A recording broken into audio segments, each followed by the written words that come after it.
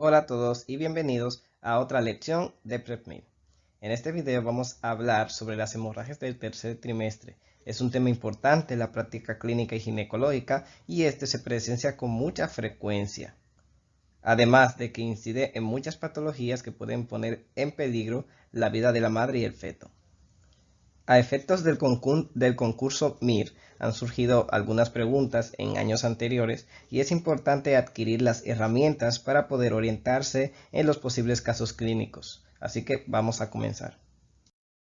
Las causas del sangrado del tercer trimestre pueden ser extremadamente numerosas. Nos vamos a centrar en las causas patológicas. Las causas más importantes y las que nos vamos a centrar son la placenta previa, el abruptio placentae, es decir, el desprendimiento prematuro de la placenta, la basa previa, ruptura del útero y hemorragias postparto.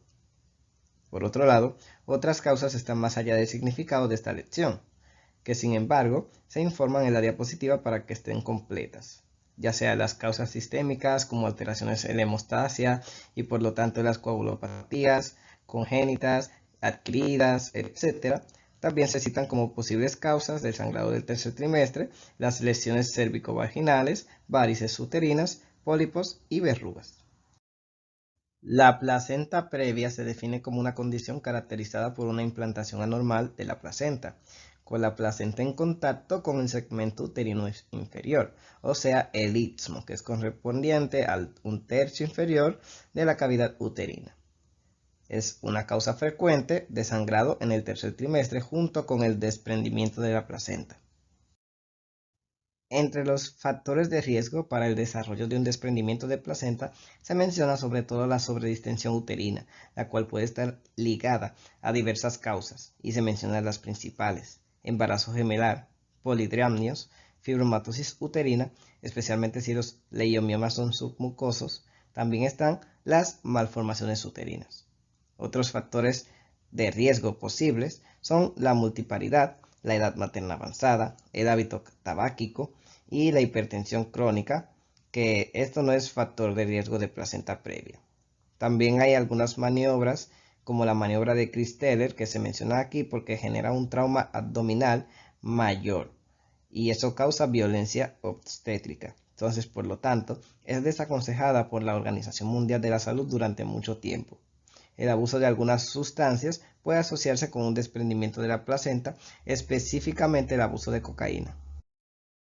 La placenta previa se puede clasificar de la siguiente manera: placenta previa completa o central, donde la placenta cubre completamente el orificio uterino interno; placenta previa parcial, donde la placenta no cubre completamente el orificio uterino interno; placenta previa marginal, si el borde placentario está a menos de 3 centímetros del orificio uterino interno; y placenta previa lateral, si el borde placentario está a más de 3 centímetros del orificio uterino interno. Desde el punto de vista clínico hay que tener en cuenta que el sangrado vaginal es generalmente el único signo y tiene las siguientes características.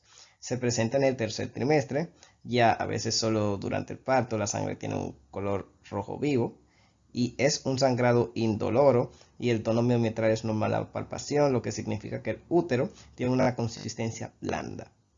Generalmente esta condición no representa un riesgo para el feto y de hecho normalmente no se asocia con signos de sufrimiento fetal. Desde el punto de vista diagnóstico, en caso de sangrado en curso puede haber una clínica sugestiva de la que parte la sospecha. Sin embargo, esta afección suele diagnosticarse precozmente, siguiendo a la gestante, y por lo tanto se diagnostica ya en el primer trimestre ecográficamente. Es obligatorio evitar la exploración vaginal para evitar despertar o agravar el sangrado. Y de la misma forma, considerando condiciones que entran en el diagnóstico diferencial como el desprendimiento de la placenta, no se debe realizar exploración vaginal antes de haber descartado la presencia de la placenta previa. La inspección con espéculo puede ser útil en el diagnóstico diferencial con lesiones cérvico-vaginales. El diagnóstico parte primero de la clínica sugestiva, es decir, como ya se mencionó, sangrado vaginal, contracciones uterinas y dolor pélvico abdominal. Presta atención porque el aborto interno muchas veces puede ser asintomático. Beta-HCG en un embarazo de desarrollo normal tienen que recordar que se debe duplicar cada 48 a 72 horas y en este caso no se duplica ni disminuye. Es un marcador muy sensible pero no específico. El estándar de oro del diagnóstico está representado por la ecografía, que permite evaluar después del aborto si hay residuos de material abortivo y por lo tanto si el aborto es completo o incompleto. Los criterios para el diagnóstico de aborto son los siguientes: el hallazgo de una cámara ovular con un diámetro mayor a 16 milímetros que permanece inalterada después de 7 días o con un diámetro mayor a 10 milímetros sin polo embrionario. El hallazgo de un embrión con una CRL superior a 5 milímetros en ausencia de latido fetal o fallo de crecimiento embiometral a los 7 días. La segunda condición que analizamos es el desprendimiento de la placenta.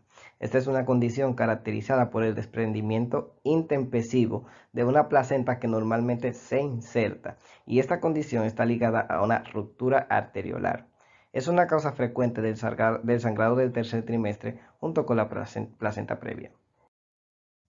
El desprendimiento de la placenta puede clasificarse según diferentes criterios.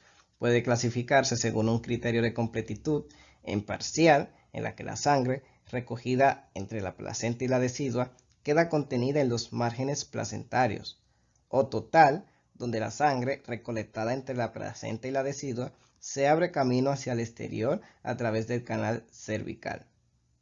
Basado en un criterio temporal, se puede clasificar en prematuro si ocurre durante el embarazo o temprano si ocurre al mismo tiempo que el trabajo de parto. Finalmente, se puede clasificar en función de su gravedad en leve si el desprendimiento afecta a menos de una cuarta parte de la superficie placentaria. Moderado si afecta entre un cuarto y 2/3 de la superficie placentaria. Y finalmente grave si el desprendimiento afecta más de 2/3 de la superficie placentaria. Entre los factores de riesgo para el desarrollo de un desprendimiento de placenta se menciona sobre todo la sobredistensión uterina y al final nos damos cuenta que son básicamente los mismos factores de riesgo que mencionamos anteriormente. La clínica, como explicaré a continuación, es fundamental para realizar un diagnóstico correcto y se caracteriza por la aparición de un dolor punzante en el lugar del desprendimiento, por un sangrado que puede ser pequeño o incluso nulo si el hematoma queda confinado dentro de los bordes de la placenta. Si se produce sangrado, tendrá un color rojo oscuro o se pueden presentar coágulos, a diferencia de lo que sucedió en la placenta previa, que tuvo un sangrado rojo brillante más importante. Todavía útil en el diagnóstico diferencial entre las dos condiciones es el hecho de que el miometrio no tiene un tono normal, sino que es hipertónico. Por lo tanto, a la palpación, el útero tiene un punto de línea de consistencia dura. Otra diferencia es que esta condición generalmente se asocia con un importante sufrimiento fetal. En los casos más graves puede haber signos de shock, ya que, como explicaré a continuación, el cuadro puede evolucionar hacia un shock hemorrágico o signos de coagulopatía por consumo, por tanto, CID. Es importante tener en cuenta las complicaciones de esta condición, ya que se asocia con una importante mortalidad materna y fetal. La muerte fetal ocurre en el 40% de los casos, mientras que en los casos más severos puede haber una evolución hacia un shock hemorrágico. Una complicación importante y grave es el útero de Colles-Baire, que es una condición en la que la sangre se infiltra en el miometrio y provoca una apoplejía en el útero placentario, y esta es una indicación absoluta de histerectomía. Además, el desprendimiento de la placenta puede estar asociado con la liberación a la circulación de factores que pueden causar aparición de coagulación intravascular diseminada. Y de hecho, el desprendimiento de placenta representa la primera causa de CID durante el embarazo. Otra complicación temible es el síndrome de Sheehan, a saber, la apoplejía hipofisiaria que luego conduce al hipopituitarismo. El diagnóstico es esencialmente clínico y la anamnesis está dirigida a investigar posibles factores que están predisponentes y las causas. La ecografía puede resaltar un hematoma retroplacentario, sin embargo también puede ser negativa y de hecho tiene un punto de sensibilidad bajo. Como ya se mencionó, se debe evitar la exploración vaginal si no se ha descartado previamente la presencia de una placenta previa. El trazo cardiocográfico muestra sufrimiento fetal. También en este caso la terapia se divide en 3 niveles. La terapia de apoyo está indicada en cualquier caso y debe realizarse en el hospital. Requiere vigilancia materna y fetal. La cesárea, realizada de urgencia, está indicada en caso de desprendimiento o sufrimiento fetal moderado o severo, en caso de condiciones obstructivas desfavorables. La histerectomía postparto está indicada en caso de hemorragia masiva o útero de Kubel-Aire. Al evaluar el diagnóstico diferencial entre las siguientes causas de sangrado en el tercer trimestre, se debe hacer una comparación entre las dos condiciones que aparentemente suelen ser muy similares, es decir, la placenta previa y el desprendimiento de la placenta. Las diferencias se resumen brevemente aquí. En la placenta previa, de hecho, la extensión del sangrado significativo está aquí, mientras que en el desprendimiento de la placenta puede ser incluso ausente o modesto. Y en la placenta previa, el sangrado de color rojo brillante, mientras que el desprendimiento de la placenta rojo oscuro y con coágulos pueden estar también. El sangrado de la placenta previa es indoloro, mientras que en el desprendimiento de la placenta se asocia con dolor. Y el tono del miometrio es normal en la placenta previa, mientras que el útero tiene una consistencia de madera prácticamente dura, como en el desprendimiento de la placenta. Por lo general, el feto no sufre la placenta previa, mientras que en el desprendimiento de la placenta sí se asocia a sufrimiento fetal. La ruptura uterina se define como una laceración espontánea del útero que puede provocar la expulsión de feto a la cavidad peritoneal. Esta es una causa rara de sangrado de tercer trimestre que ocurre casi exclusivamente en las mujeres que ya han tenido cesáreas. Con mucho, el factor de riesgo más importante es el historial de partos por cesáreas anteriores. De hecho, en un posible caso clínico ministerial, no creo que se plantee jamás un caso clínico en el que la ruptura del útero sea la respuesta, por no hablar de tomografías computarizadas previas. Otros factores de riesgo son la sobredistensión uterina, y las principales causas son embarazo gemelar, polidramnios, leiomiomas submucosos y malformaciones uterinas. Finalmente, se menciona un uso excesivo de uterotónicos.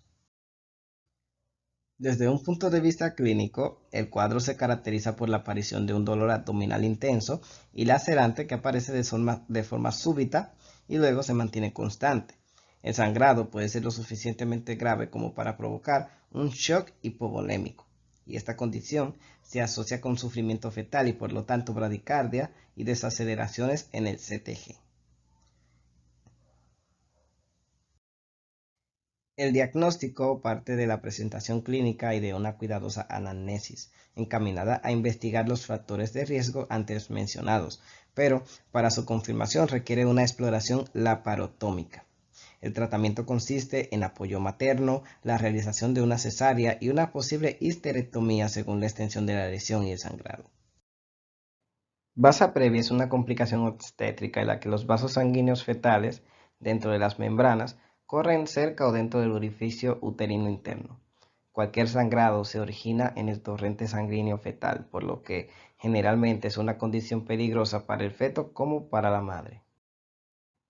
Los factores de riesgo incluyen la inserción velamentosa del cordón umbilical, es decir, el cordón umbilical no se une a la placenta en el centro de esta como debería, sino en el margen periférico, insertándose en las membranas, a veces incluso a distancia del margen placentario. Otro factor de riesgo es el embarazo gemelar y por último recordamos la placenta también subcenturiada, que es el fragmento de tejido placentario compuesto por uno o más cotiledones separados del cuerpo placentario principal por medio de un puente membranoso que lleva los vasos sanguíneos y también llamada la placenta accesoria.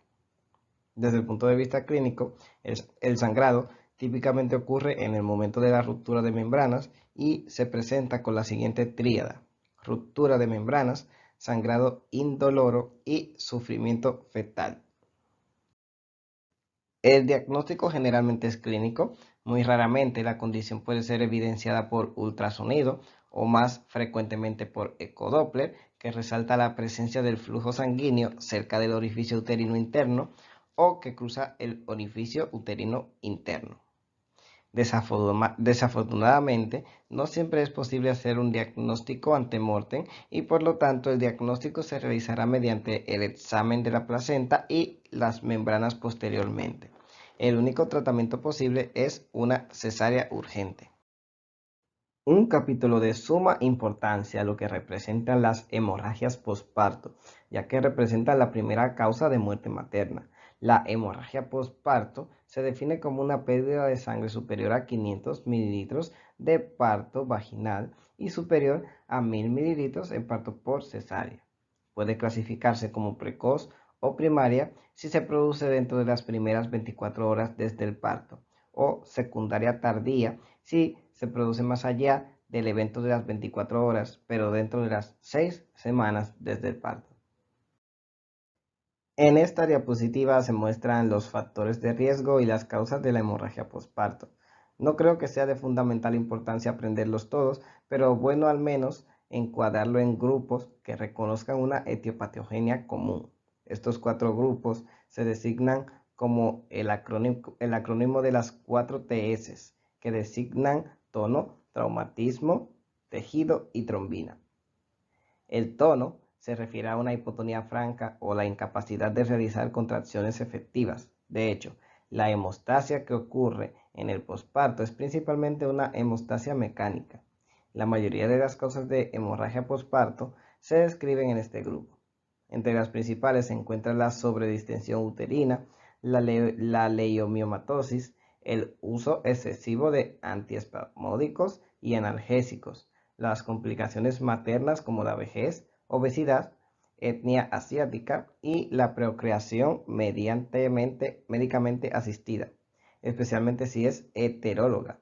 La cesárea también, que se asocia como un riesgo 5 veces mayor de sangrado mayor que en parto vaginal, es un factor de riesgo. También está la muerte fetal intrauterina, parto prolongado o precipitado. El sangrado puede estar relacionado con causas traumáticas como la laceración de los tejidos blandos del canal del parto, parto quirúrgico o parto por cesárea.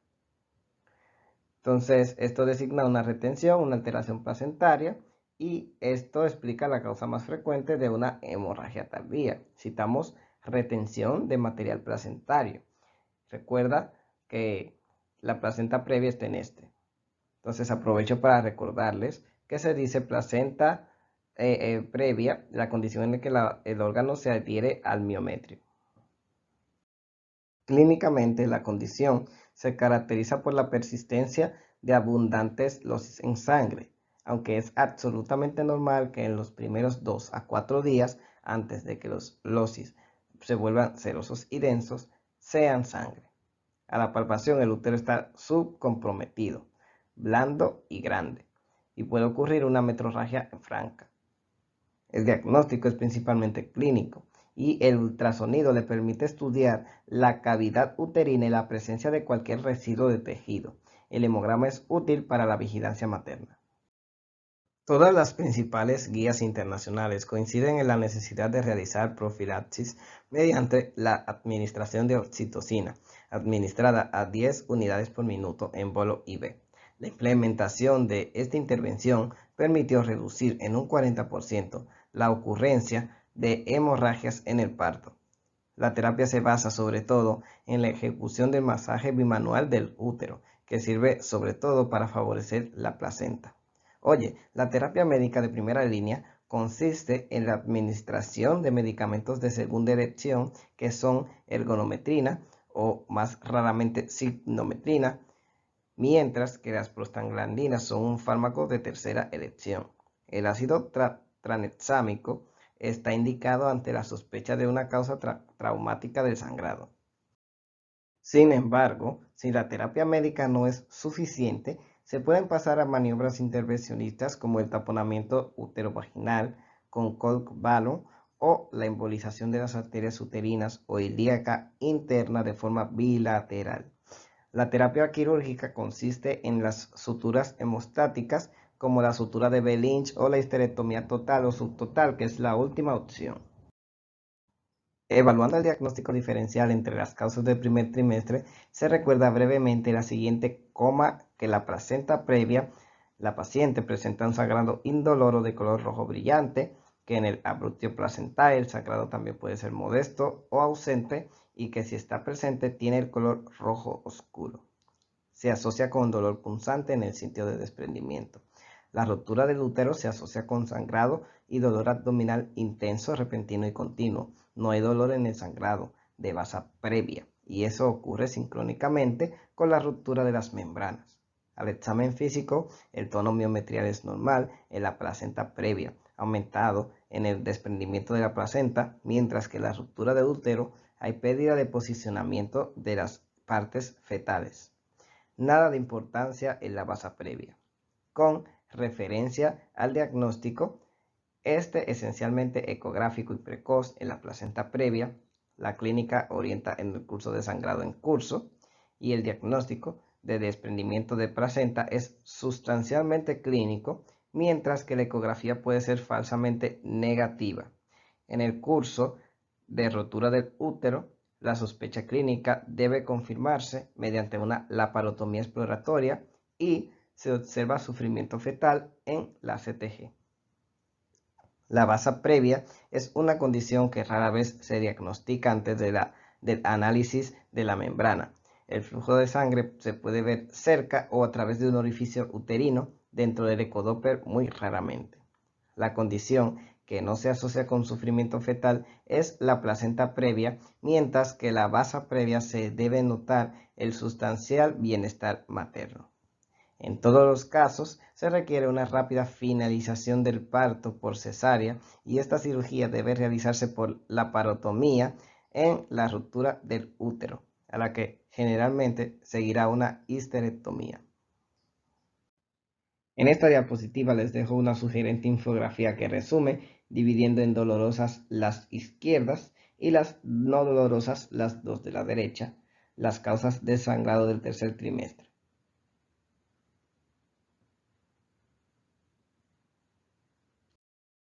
Y en esta última diapositiva ofrecemos una revisión rápida de las causas del sangrado en el primer trimestre.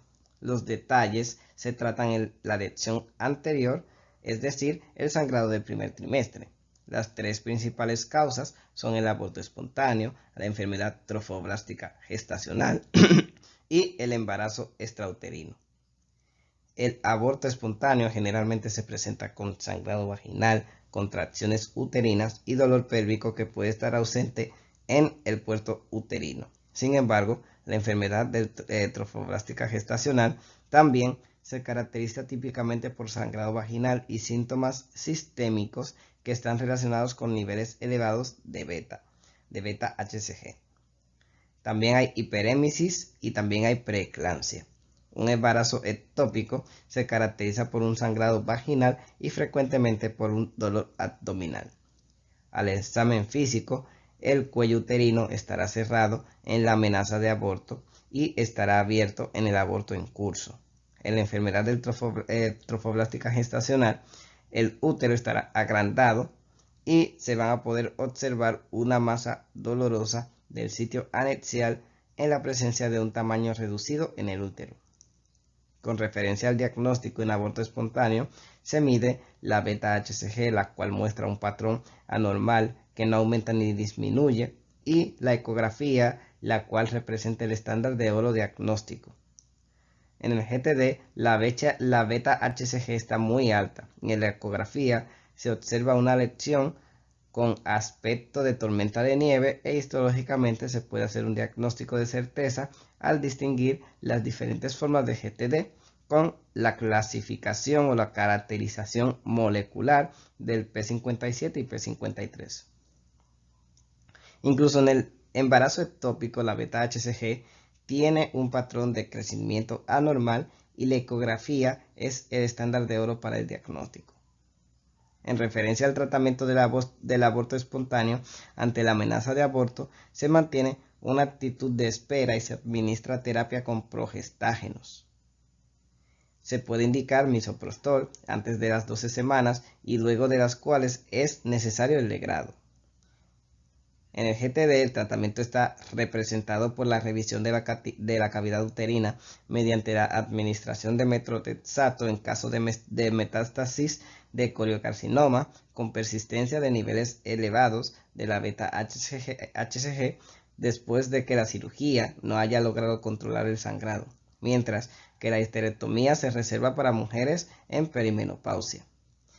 En la GU también se define el tipo de intervención en base a la estabilidad clínica, beta-HCG, presencia de latido fetal, tamaño de la cámara gestacional y, dependiendo del caso, puede estar indicado mantener una actitud de espera vigilante. La administración de metrotexato, la recesión, que más frecuentemente es una salpingectomía y en el 98% de los casos es de embarazo tubárico. Y nada, aquí tenemos los códigos QR con los utensilios que utilizamos para la elaboración de las siguientes diapositivas. Igual en esta misma diapositiva tenemos la presentación de los materiales que usamos para completar y hacer este tema. Y muchas gracias por su atención. Les recordamos que estos videos usted lo puede encontrar en PrepMirTube, la página de inicio, y también en YouTube lo puede buscar, y tenemos las aplicaciones por Android y por iOS para que pueda estudiar desde cualquier plataforma. Así que nos vemos en la siguiente video lección.